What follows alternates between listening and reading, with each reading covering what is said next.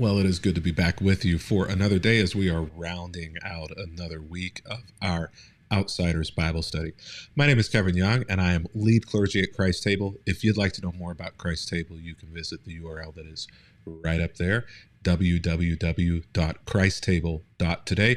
When you get to that website, consider signing up for our email list. Super easy to do. We'd love to let you know about everything that goes on at Christ Table, and Bible study is just one of the things that we do in order to help you take your spiritual journey forward.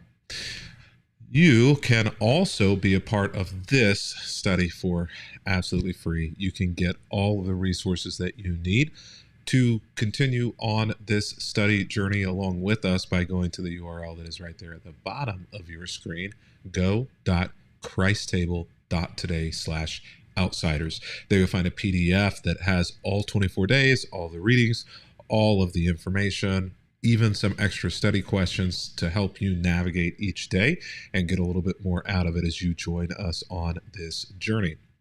Today, we find ourselves in the Old Testament looking at one of the 24 outsiders that we're looking into. That is, this one's a bit of a complicated character, and it is also a bit of a complicated story, as many stories for those who live on the outside of communities are. This one is Rahab, and it takes place in the OT or in the Hebrew text, just as the people of Israel are finally moving out of the wilderness and into this land of promise. Now, the difficulty of this land of promise is that it is not just theirs for the taking, and so there are other people who are living in this land, and the primary city in this land, the primary fortification to protect the land is this place called Jericho. Now, you may have heard of this place called Jericho. If not a big deal.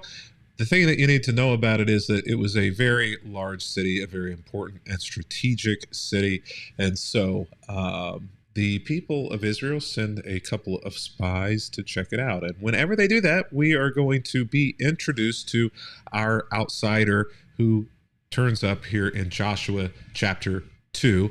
We're not going to do the entire reading together from 1 to 24, but I want to encourage you that we're going to stop about halfway through.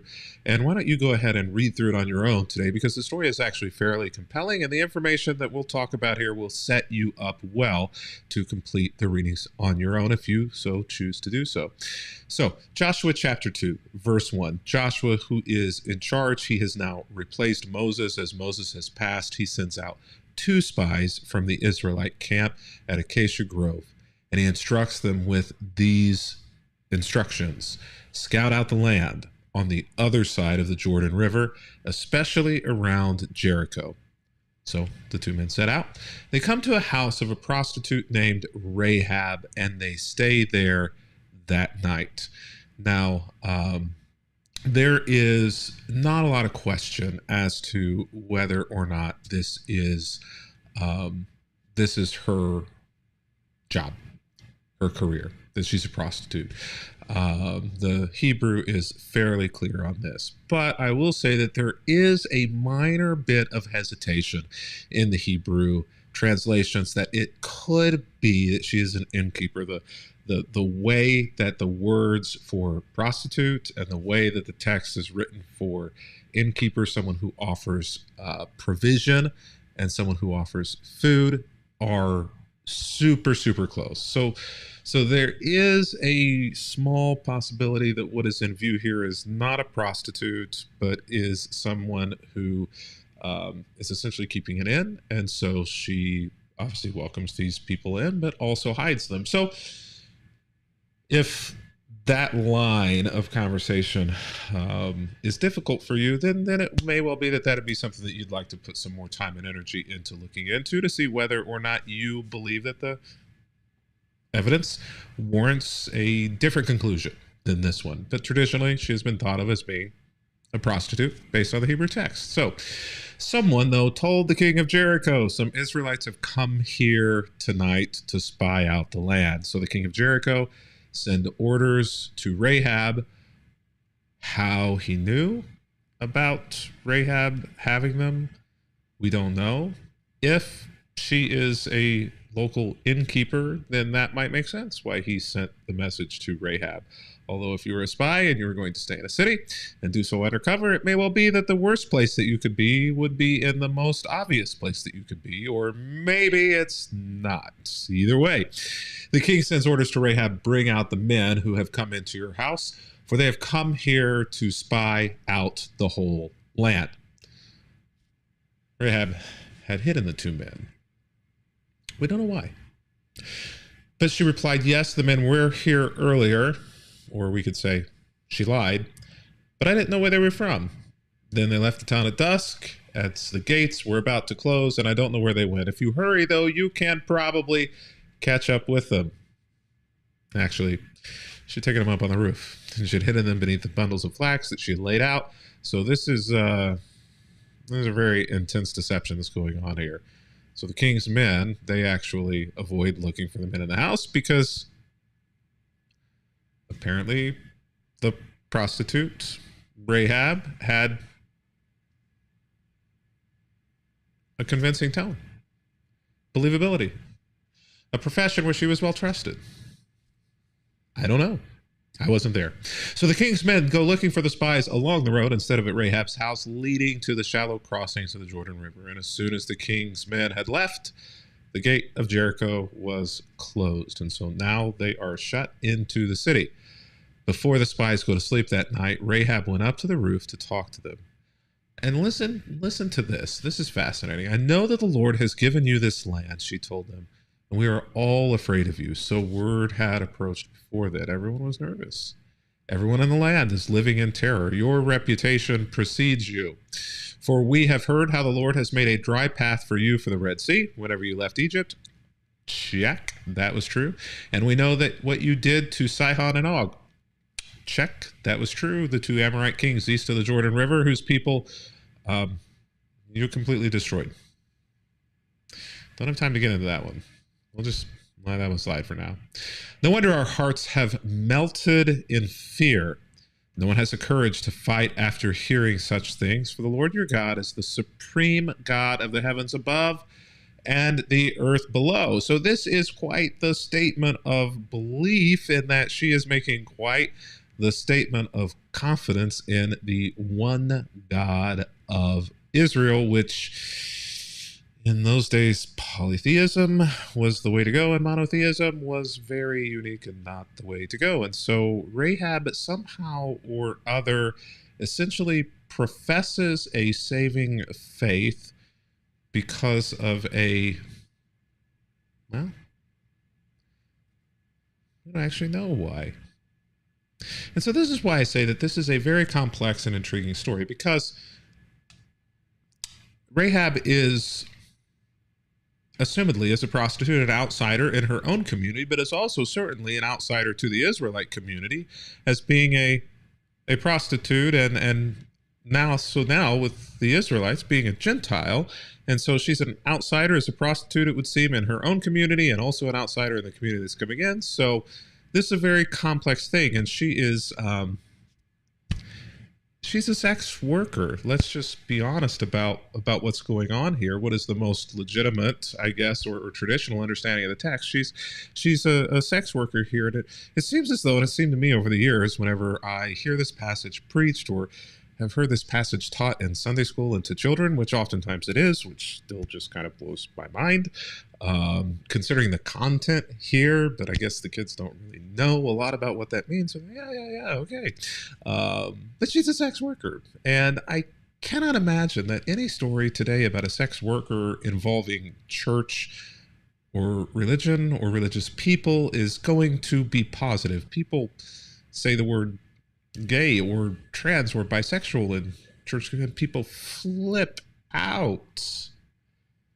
But this idea of someone who works in a sex trade using their bodies in order to fund their life is traditionally frowned upon by religious people, especially pious people. And I'll say kind of understandably so.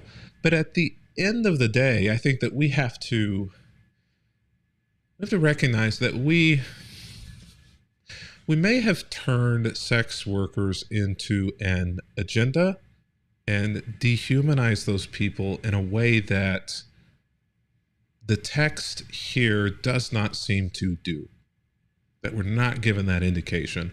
We may say, yes, Rahab was instrumental here in doing this. Rahab was a person of faith. She seems to be in the line, actually, of Jesus eventually. And so she's a very significant and important person, but we seem to kind of gloss over the fact that she is also still a practicing sex worker here.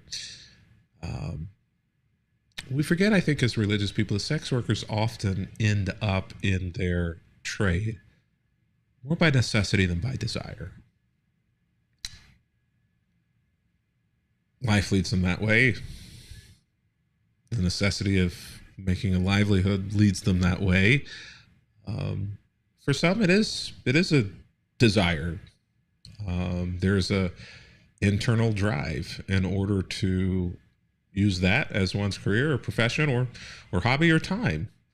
Now, there are varying degrees, I think, of perspectives of appropriateness or inappropriateness of that. And I think Christians are on all sides and even in the middle of that spectrum. But for all of us, I think that it's important for us to remember that sex workers as outsiders may be there more by force than by need. We may have ignored a lot of the reality that sex workers face because we don't like the ramifications of how they make money or how they live their life, what they do with their bodies. What does God think of that? It's really not the right question. The right question is really, how have we treated other people? In this story, sex workers in general. And have we pushed them to outside status? And was that the right thing to do? Because here what we see is we actually see a prostitute acting in a very noble, godly way, a very theologically, spiritually centered way. In fact, Rahab gives a statement about God from prostitution that actually is far and away beyond most of the other statements that we see from any of the other children of God, children of Israel, in this time period. And so I think that this story should mess with our preconceived ideas.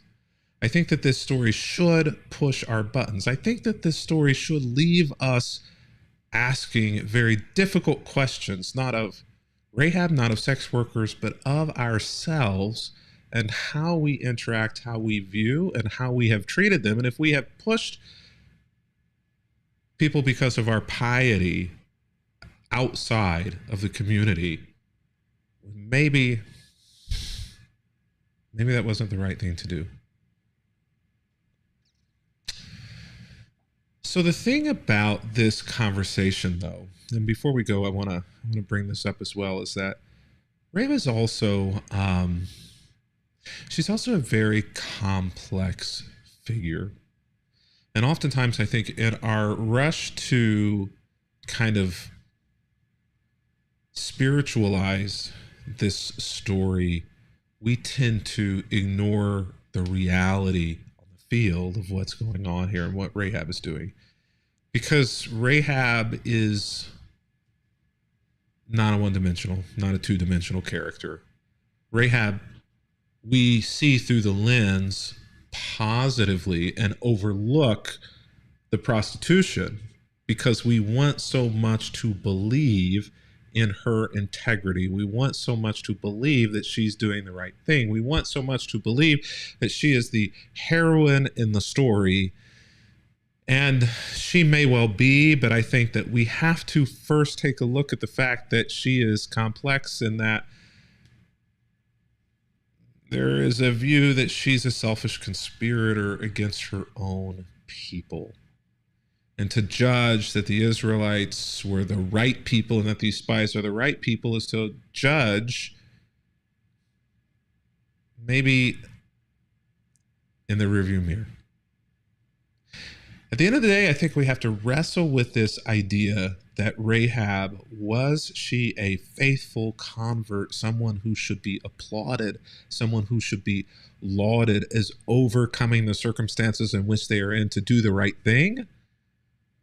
Or was Rahab a complex, selfish character who put the needs of herself and her family above her own countrymen, above her neighbor? You could say, in a manner of speaking, and not be far from the truth, that she did not love her neighbor, that she was not a good Samaritan to those around her. I understand that those things are abrasive to think about because we are seeing the good that she does in this moment as covering the bad, as outweighing it on the scale. But does God really weigh our sins and our lives in that way? Do the ends justify the means in which we utilize to get there? In other situations, we would say, no, absolutely not. But in Rahab, we often give a pass. And I want us to sit with this idea of, is she a faithful convert? And then that question mark over prostitution. Is she a faithful follower and convert of God, even though she says the right thing? Or was she a selfish conspirator who ends up doing the right thing for the Israelites, but the wrong thing for her people? And how do you justify one over the other? You can't say because she was on God's side. You can say that, but how did she know? Is it better to turn turncoat on her own people in order to do that and save herself and not them? Was that the right thing to do? Lots of questions here that are not easily answered. Why do I bring this up? I bring this up because I wonder if oftentimes the way that we treat sex workers pushes them to the outside, where they have no choice but to choose between two not so great outcomes. You see, I think that part of our difficulty with Rahab and navigating these questions of conspiracy, being a traitor and a turncoat, whether or not she was a faithful convert to Judaism, whether or not she was a God-fearer, whether or not she is just putting herself and her own needs before the needs of others. She's saying the right words. How did she learn those words? Is it all an act? Is it not? We don't have answers to any of these questions. We have to make assumptions. But I wonder how much of our perspective of sex workers and pushing them to the outside leverages our answers to those questions. Something to think about.